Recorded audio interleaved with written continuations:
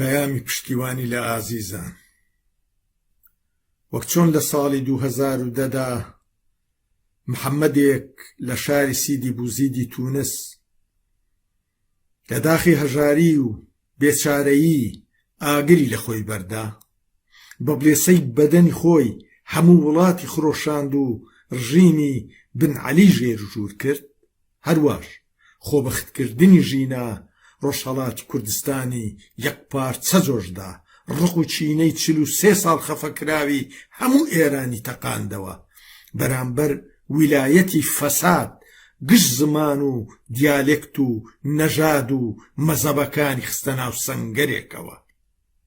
ژن، ژیان، ئازادی دروشمێکی مژدەبەخشە، نیشانەی ڕۆلی پێشڕەوانەی ژنانە، پڕە لە ئومێدی دوا ڕۆژێکی جوانتر و درەوشاوەتر بۆ مرۆڤ. ئەوانەی ئەم دروشمە بەرز دەکەنەوە و دەیچڕن سەوداسەری ژیان و ئازادین، پەیامی ڕێنسانس و خۆخوێندنەوەی سەر تا پێیان هەڵگرتووە. ژینا بە مەرجی پێشوەختی خۆی بە هەموو دنیای گوت کە سەپاندنی یەک دین، یەک مەزەب، یەک دروشم، یەک زمان، یەک پۆشاک و یەک ڕەهبەر تونێلێکی تاریکی بێدەرچەیە، مای شەرمەزاریە، دابڕانە لە گیانی سەردەم.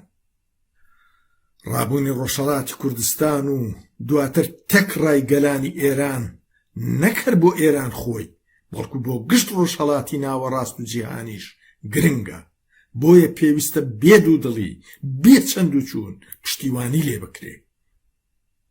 بەڵێ، ڕابوونی جوگرافیایەکی فرەڕەنگی پان و پۆڕ کاریگەرە، بەڵام کاریگەرتر و چارن و ساستر پایتەختی دەسەڵات و دەوروبەرەکەیەتی، چونکە پێگەکانی ڕژێمی تێدایە، هەروە چونکە ئەو زەبر و زەنگ و کوشتارەی ڕژێمی ئاخوندان لە کوردستان و بلوچستان و پەراوێزەکان بەکاریان دێنێ ناتوانێ بە هەمان شێوە لە پایتەخت پیادەیان بکە، نەکرد لەبەر ئەوەی لە تەنینەوەی ئاگری نێزیک دەترسێ، بەڵکو لەبەر ئەوەش کە سێنتەری بڕیار پتر چاوی کامیراکانی جیهانی لەسەرە. بۆ ئەوەی چنینی بەری ئەو ڕابوونم سۆگەرتر و پشتگیری نێونەتەوەی کردەشی تر و یەک ڕوانەتر بێ، پێویستە هەوڵی سازکردنی پلاتفۆرمێکی سیاسی بدرێ و بکرێتە نەخشەڕێی سەرکەوتن. دەبێ هەمووان لەوە دڵنیا بکرێنەوە کە لە داهاتوودا مۆدێلی فەرمانڕەوایی لەسەر بنەمای ئازادی و یەکسانی و مافی چارەنووس بنیاد دەدرێ.